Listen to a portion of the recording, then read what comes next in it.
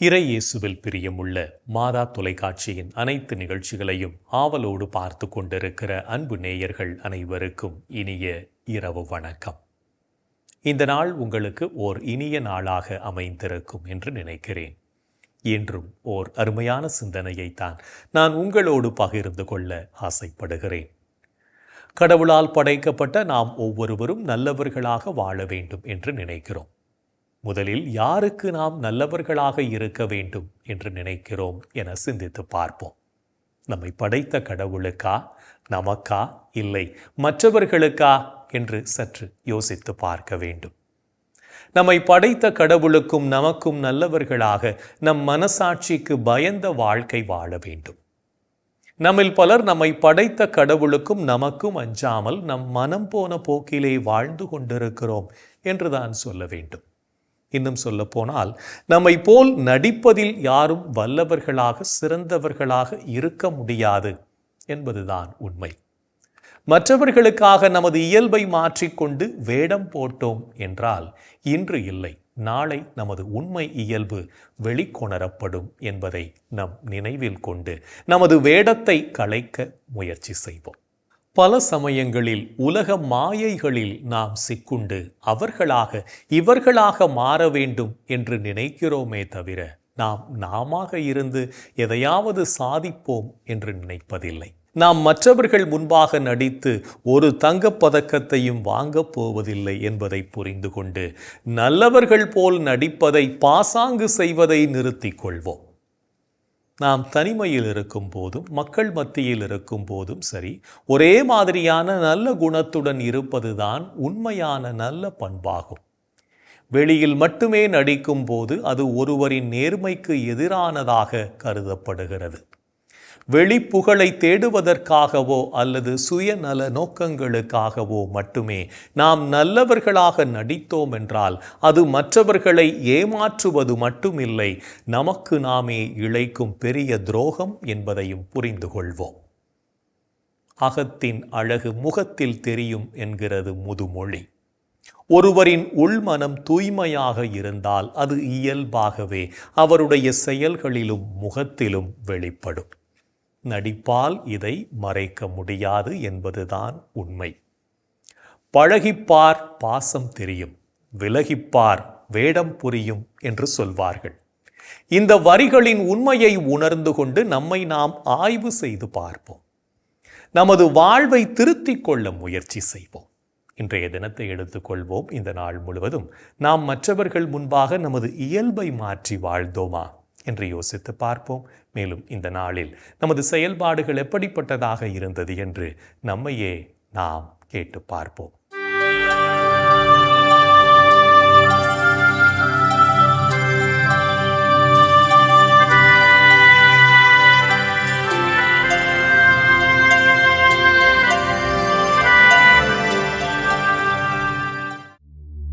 இன்று நீங்கள் உங்கள் மனதை தூய்மையுடன் வைத்துக் கொண்டீர்களா? அமைதி அருளும் கடவுள்தாமே உங்களை முற்றிலும் தூய்மையாக்குவாராக. அவரே நம் ஆண்டவர் இயேசு கிறிஸ்து வரும்போது உங்களுடைய உள்ளம், ஆன்மா, உடல் அனைத்தையும் குற்றமின்றி முழுமையாக காப்பாராக. இன்று நீங்கள் மற்றவர்களை பழிவாங்கும் எண்ணத்தோடு நடந்து கொண்டீர்களா? பழி வாங்குவோர் ஆண்டவரிடமிருந்து பழிக்கு பழியே பெறுவர். ஆண்டவர் அவர்களுடைய பாவங்களை திண்ணமாய் நினைவில் வைத்திருப்பார். இன்று நீங்கள் உங்களோடு உள்ளதை மற்றவரோடு பகிர்ந்து கொண்டீர்களா? பணத்தை உன் சகோதரர்களுக்காகவோ நண்பர்களுக்காகவோ செலவிடு. அழிந்து போகும்படி அதை கல்லுக்கு அடியில் மறைத்து வைக்காதே. இன்று நீங்கள் உங்களிடம் கொடுக்கப்பட்ட பணத்தை நேர்மையோடு கையாண்டீர்களா? செல்வத்தின் மீதுள்ள விழிப்பு உடலை நலியச் செய்கிறது. அதை பற்றிய கவலை உறக்கத்தை துரத்தியடிக்கின்றது. இன்று நீங்கள் கடவுளை போற்றி புகழ்ந்தீர்களா? நமது வலிமையாகிய கடவுளை மகிழ்ந்து பாடுங்கள். யாக்கோபின் கடவுளை புகழ்ந்து ஏத்துங்கள். இன்று நாம் இறைவனுக்கு ஏற்புடைய செயல்களை செய்திருந்தாலும் சமயங்களில் இறைவனுக்கு எதிராகவும் செயல்பட்டு பாவத்தில் விழுந்திருப்போம். அத்தகைய தருணங்களுக்காக மனம் வருந்தி மன்னிப்பு கேட்டு மனத்துயர் மன்றாட்டை ஜெபிப்போம்.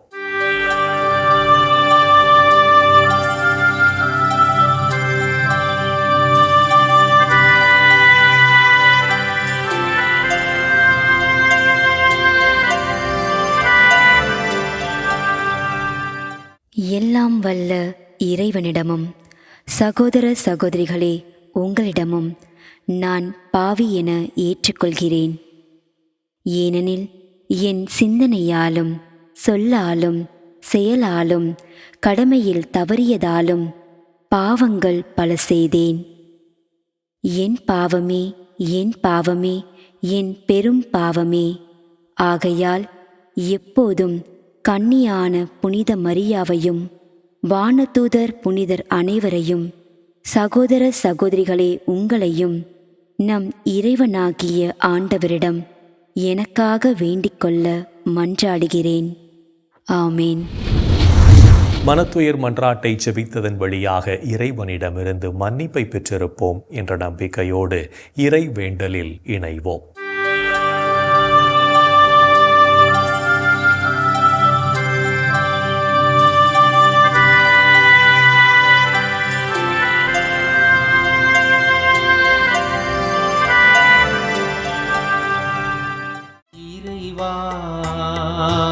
இறைவா எமக்கு துணை புரிய வாரும். ஆண்டவரே எமக்கு துணை புரிய விரைந்து வாரும். தந்தைக்கும் மகனுக்கும் தூய ஆவியாருக்கும் மாட்சி உண்டாவதாக. தொடக்கத்தில் இருந்தது போல் இப்பொழுதும் எப்பொழுதும் என்றென்றும் இருப்பதாக. ஆமென்.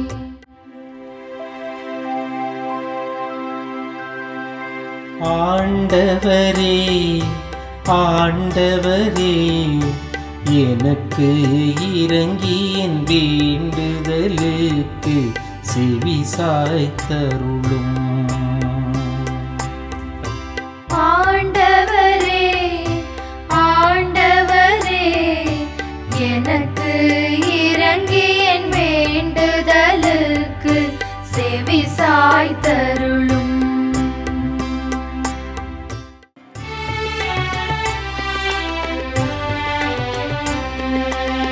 எனக்கு நீதி அருள்கின்ற கடவுளே, நான் மன்றாடும் போது எனக்கு பதிலளித்தருளும். நான் நெருக்கடியில் இருந்த போது நீர் எனக்கு துணை புரிந்தீர். இப்போதும் எனக்கு இரங்கி என் வேண்டுதலுக்கு செவி சாய்த்தருளும். மானிடரே எவ்வளவு காலம் எனக்குரிய மாட்சிக்கு இழுக்கை கொண்டு வருவீர்? எவ்வளவு காலம் வெறுமையை விரும்பி பொய்யானதை நாடே செல்வீர்? ஆண்டவர் என்னை தம் அன்பனாய் தேர்ந்தெடுத்துள்ளார் என்பதை அறிந்து கொள்வேன். நான் மன்றாடும் போது அவர் எனக்கு செவி சாய்க்கின்றார். சினமுற்றாலும் பாவம் செய்யாதீர். படுக்கையில் உங்கள் உள்ளத்தோடு பேசி அமைதியாயிருப்பீர். முறையான பலிகளை செலுத்துவீர். ஆண்டவரை நம்புவீர். நலமானதை எங்களுக்கு அருள யார் உள்ளர் என கேட்பவர் பலர். ஆண்டவரே எங்கள் மீது உம் திருமுக ஒளி வீசச் செய்யும். தானியமும் திராட்சையும் நன்கு விளையும் காலத்தில் மக்கள் அடையும் மகிழ்ச்சியை விட மேலான மகிழ்ச்சியை நீர் என் உள்ளத்திற்கு அளித்தீர். இனி நான் மனது அமைதியுடன் படுத்து உறங்குவேன். ஏனெனில் ஆண்டவரே, நான் தனிமையாக இருந்தாலும் நீரே என்னை பாதுகாப்புடன் வாழச் செய்கின்றீர்.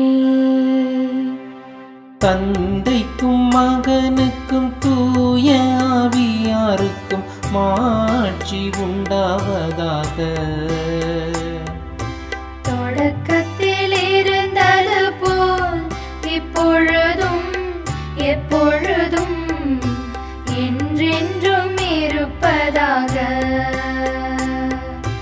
ஆமென்.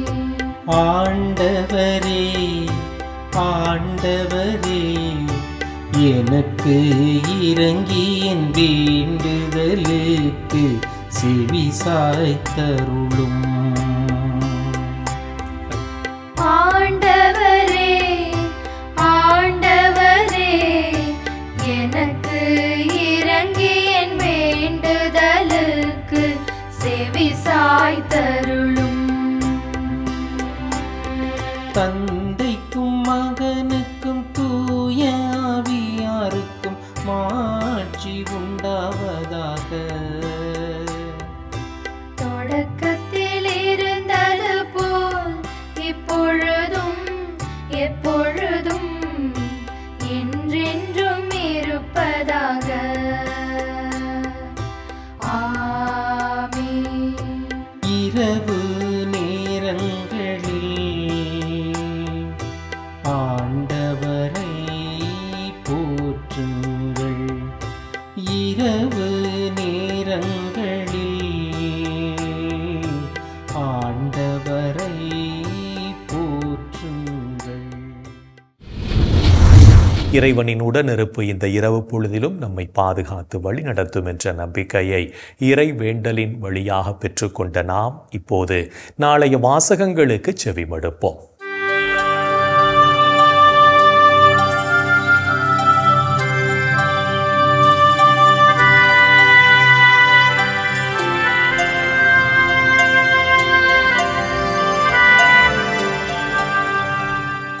நாளைய திருப்பலி வாசகங்கள். முதல் வாசகம் இறைவாக்கினர் மலாக்கி நூலிலிருந்து வாசகம். அதிகாரம் 4, இறை வார்த்தைகள் 1 முதல் 2 முடிய. பதிலுரைப்பாடல்.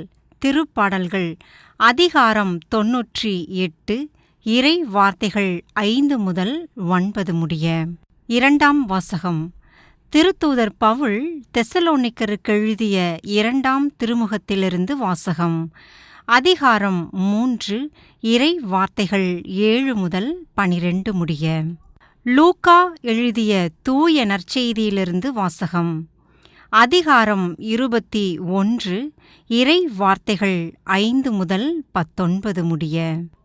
அக்காலத்தில் கோவிலைப் பற்றி சிலர் பேசிக் கொண்டிருந்தனர். கவின்மிகு கற்களாலும் நேர்ச்சை பொருள்களாலும் கோவில் அழகுபடுத்தப்பட்டிருக்கிறது என்று சிலர் பேசிக் கொண்டிருந்தனர். இயேசு, இவற்றையெல்லாம் பார்க்கிறீர்கள் அல்லவா? ஒரு காலம் வரும், அப்போது கற்கள் ஒன்றின்மேல் ஒன்று இராதபடி இவையெல்லாம் இடிக்கப்படும் என்றார். அவர்கள் இயேசுவிடம், போதகரே, நீர் கூறியவை எப்போது நிகழும்? இவை நிகழப்போகும் காலத்திற்கான அறிகுறி என்ன என்று கேட்டார்கள். அதற்கு அவர், நீங்கள் ஏமாறாதவாறு பார்த்துக் கொள்ளுங்கள். ஏனெனில் பலர் என் பெயரை வைத்துக்கொண்டு வந்து, நானே அவர் என்றும், காலம் நெருங்கி வந்துவிட்டது என்றும் கூறுவார்கள். அவர்கள் பின்னே போகாதீர்கள். ஆனால் போர் முழக்கங்களையும் குழப்பங்களையும் பற்றி கேள்விப்படும்போது திகிலுறாதீர்கள். ஏனெனில் இவை முதலில் நிகழத்தான் வேண்டும். ஆனால் உடனே முடிவு வராது என்றார். மேலும் அவர் அவர்களிடம் தொடர்ந்து கூறியது: நாட்டை எதிர்த்து நாடும், அரசை எதிர்த்து அரசும் எழும். பெரிய நிலநடுக்கங்களும் பல இடங்களில் பஞ்சமும் கொள்ளை நோயும் ஏற்படும். அச்சுறுத்தக்கூடிய பெரிய அடையாளங்களும் வானில் தோன்றும். இவை அனைத்தும் நடந்தேறும் முன் அவர்கள் உங்களை பிடித்து துன்புறுத்துவார்கள். தொழுகை கூடங்களுக்கு கொண்டு செல்வார்கள். சிறையில் அடைப்பார்கள். என் பெயரின் பொருட்டு அரசரிடமும் ஆளுநரிடமும் இழுத்துச் செல்வார்கள்.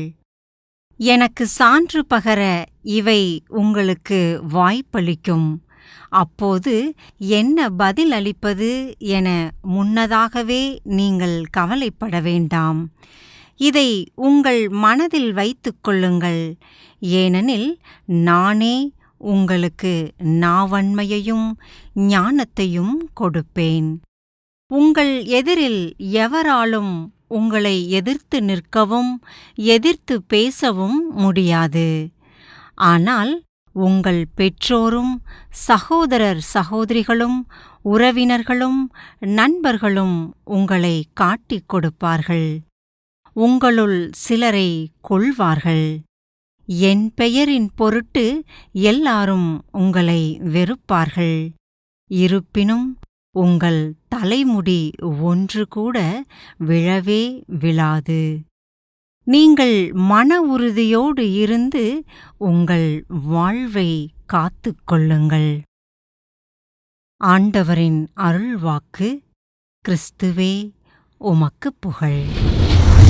நாம் ஒவ்வொருவரும் மன உறுதியோடு இருந்து ஆண்டவரின் திருவுளத்தை நிறைவேற்றவும் அவரின் விழுமியங்களை வாழ்வாக்கவும் அழைப்பு விடுக்கும் இயேசுவின் குரலுக்கு செவிமடுத்து வாழ்வோம் என்ற சிந்தனையோடு சிமியோன் பாடலில் இணைவோம்.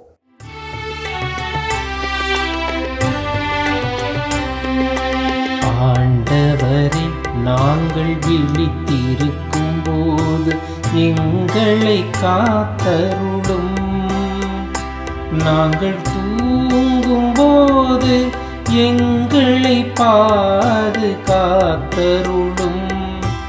இதனால் கிறிஸ்துவோடு விழித்திருந்து அவரோடு அமைதியில் இளைப்பாறுவோம்.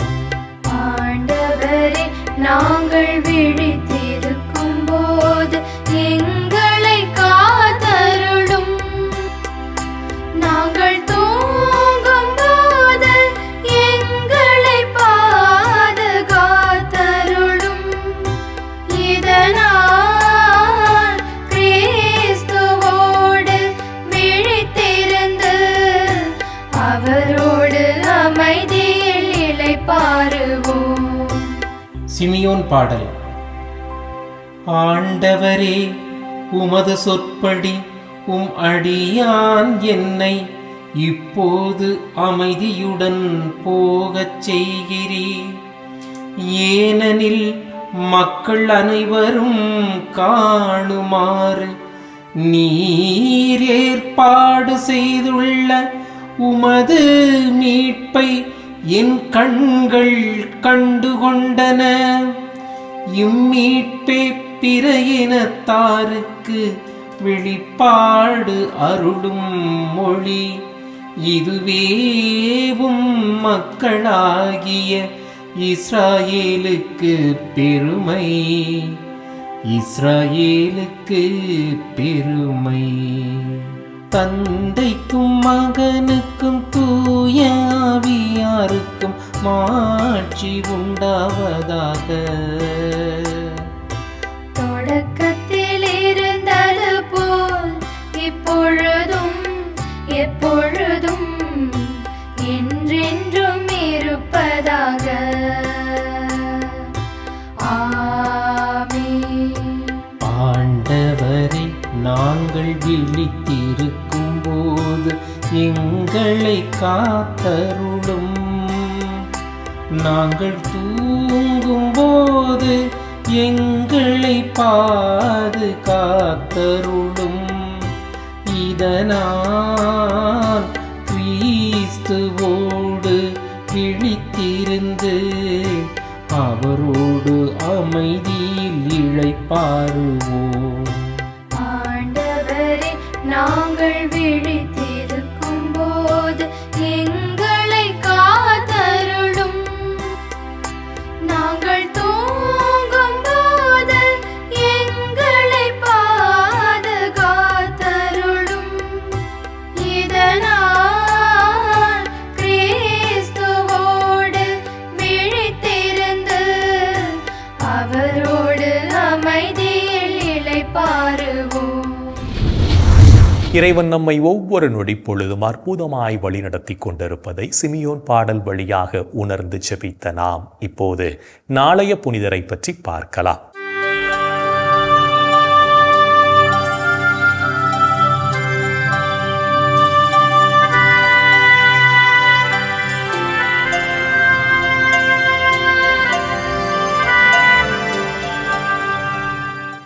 நவம்பர் 16. புனித ஜெத்ரூத். ஜெர்மனி நாட்டிலுள்ள துரிஞ்சியா பகுதியில் வாழ்ந்த இறைபக்தி நிறைந்த குடும்பத்தில் கிபி 1256 ஆண்டு ஜனவரி 6 பிறந்தார் ஜெத்ரூத். தன் தொடக்க கல்வியினை புனித மரியாவின் ஆசீர்வாதப்பர் சபையில் பயின்ற ஜெத்ரூத் இலக்கியம் மற்றும் மெய்யியல் இரண்டிலும் ஞானம் நிறைந்தவராக விளங்கினார். தன் வாழ்வினை இறைவனுக்கு அர்ப்பணிக்க விரும்பிய இவர் ஆசீர்வாதப்பர் துறவற சபையில் சேர்ந்து அருட்சகோதரியாக அருட்பொழிவு பெற்றார். ஏழை பணக்காரர் என்று பாகுபாடு பார்க்காமல் அனைத்து மக்களையும் அன்பு செய்து வாழ்ந்த ஜெத்ரூத் கிபி 1281 ஆண்டு ஜனவரி 27 ஆண்டவர் இயேசுவை முதன்முதலில் காட்சியாக கண்டார். நற்செய்தியாளர் புனித யோவானின் திருவிழா நாளன்று இவருக்கு காட்சியளித்த ஆண்டவர் இயேசு கிறிஸ்து அவரை தன் அருகில் அழைத்து தன் இதய துடிப்பினை கேட்கும்படி கூற ஜெத்ரூத் மனமகிழ்வோடு ஆண்டவரை போற்றி புகழ்ந்தார். அருட்சகோதரி ஜெத்ரூத்திற்கு பலமுறை காட்சியளித்து உரையாடிய ஆண்டவர் இயேசு கிறிஸ்து, என் அன்பிற்காக துன்பத்தினை அனுபவிப்பவர்கள் மகிமையின் பரிசினை பெறுவார்கள் என்றும், என்னை மகிமைப்படுத்த முனைகிறவர்கள் பதில் பெறாமல் போக மாட்டார்கள் என்றும் கூறினார். ஆண்டவர் இயேசுவோடும் அவரது திரு இருதயத்துடனும் தனிப்பட்ட உறவு கொண்டிருப்பதை தன் ஆன்மீகமாக கொண்டிருந்த அருட்சகோதரி ஜெத்ரூத், வழிபாடு என்பது கடமைக்காக நிறைவேற்றக்கூடிய ஒன்றல்ல, அது ஜெபவாழ்வின் அடித்தளம் என்று கூறினார். உத்தரிக்கிற நிலையிலுள்ள ஆன்மாக்களுக்காக ஆண்டவர் இயேசுவிடம் மன்றாடி அவர்களின் விண்ணக வாழ்விற்காக ஜெபித்த அருட்சகோதரி ஜெத்ரூத் கிபி 1302 ஆண்டு நவம்பர் 17 விண்ணகம் சென்றார். ஆண்டவர் இயேசுவினை பலமுறை காட்சியாகக் கண்டு அவரிடம் பாவிகளுக்காக மன்றாடிய அருட்சகோதரி ஜெத்ரூத்தினை திரு அவை புனிதராக உயர்த்த திருத்தந்தை 12 கிளெமெண்ட் உலகம் முழுவதும் இவரின் திருவிழாவினை கொண்டாட அனுமதி வழங்கினார். புனித ஜெத்ரூத் திருவிழாவினை கொண்டாடுகின்ற நாம் உத்தரிக்கின்ற ஸ்தலத்தில் இருக்கிற ஆன்மாக்களுக்காக ஆண்டவர் இயேசுவிடம் உருக்கமோடு ஜெபிப்போம்.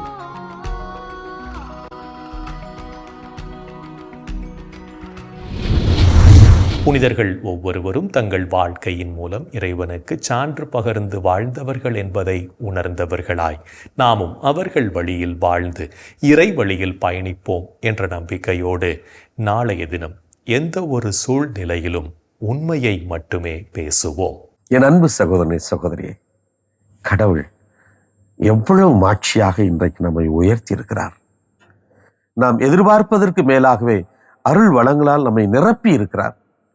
நமது வாழ்க்கையை அன்பாலும் ஆசீர்வாதத்தாலும் ஒவ்வொரு நாளும் அவர் நம்மை வழிநடத்தி கொண்டிருக்கின்ற கிருபைக்காய் அவரை நாம் போற்றி புகழ்வோம். என் அன்பு சகோதரி, சகோதரியே, இன்றைய தினத்திலே நமது தாய் நாட்டுக்காக நாம் ஜெபிப்போம். ஆண்டவரே, இதோ இந்த அற்புதமான நாட்டை நீர் எங்களுக்கு கொடையாய் கொடுத்த கிருபைக்காய் நன்றி சொல்கிறோம். இஸ்ராயல் மக்களுக்கு நீர் ஆசீர்வதிக்கப்பட்ட தேசமாக கானான் நாட்டை நீர் கொடுத்து அவளை நீர் ஆசீர்வதித்தது போல இந்த அற்புதமான நாட்டை பலவிதமான மொழிகள், பலவிதமான மதங்கள், பலவிதமான இனங்கள் கொண்ட இந்த நாட்டை நீர் எங்களுக்கு ஆசீர்வாதமாக கொடுத்த கிருபைக்காய் நன்றி சொல்கிறோம். வேற்றுமையில் ஒற்றுமை என்று சொல்கிறார்களே, ஆம் ஆண்டவரே, இந்த அற்புதமான வண்ணங்கள் நிறைந்த எம் தாய் நாட்டை நீர் நிறைவாக ஆசீர்வதியும். நல்ல தலைவர்களையும் நல்ல மக்களையும் சமூக அக்கறை கொண்ட ஒவ்வொரு பிரஜையும் நீர் உருவாக்கி தரும்படியாய் கேட்கிறோம். ஆண்டவரே, என் தாய் நாட்டிற்காக நான் என்ன செய்து கொண்டிருக்கிறேன் என்று எண்ணி பார்த்து நாட்டின் மீது பற்றும் அக்கறையும் கொண்ட நல்ல குடிமகனாக எங்களை மாற்றியருளும். எங்கள் நாட்டை நீர் ஒவ்வொரு நாளும் வழிநடத்தி அருளாலும் ஆற்றலாலும் வல்லமையாலும் எங்கள் நாட்டை நிரப்ப வேண்டும் என்று உம்மை கெஞ்சி கேட்கிறோம். எங்கள் அன்பு தாயே, ஆரோக்கிய அன்னையே, எங்களது தாய் நாட்டுக்காக பரிந்து பேசுங்கள் அம்மா. இந்த ஜெபங்களெல்லாம் எங்கள் ஆண்டவராகி இயேசுவே ஒரு வல்லமையான திருநாமத்தின் வழியாக உம்மை கெஞ்சி மன்றாடுகிறோம். ஆமென். என்று வாழும் உயிருள்ள இறைவன் தந்தை, மகன், தூய ஆவியார் நாம் அனைவரையும் நிறைவாக ஆசீர்வதிப்பாராக. ஆமென். இந்த ஜெபத்தின் வழியாக இறை அன்பிலும் அரவணைப்பிலும் நாம் நலமோடு வாழ்ந்து கொண்டிருக்கிறோம் என்பதை உணர்ந்திருப்போம். இறை ஆற்றலும் வல்லமையும் என்றும் நம்மில் தங்கும். அன்னை மரியாவும் நமக்காக இறைவனிடம் பரிந்து பேசி நம்மை கரம் பிடித்து வழி நடத்துவார் என்ற நம்பிக்கையோடு அவரின் துணை வேண்டி இந்த நிகழ்வை நிறைவு செய்யலாம். Good night.